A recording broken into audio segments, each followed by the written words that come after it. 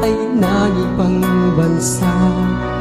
Dala ang pangarap at pangamba, pagtulo ng luha, di alintana, kagustuhan, maiahon ang pamilya.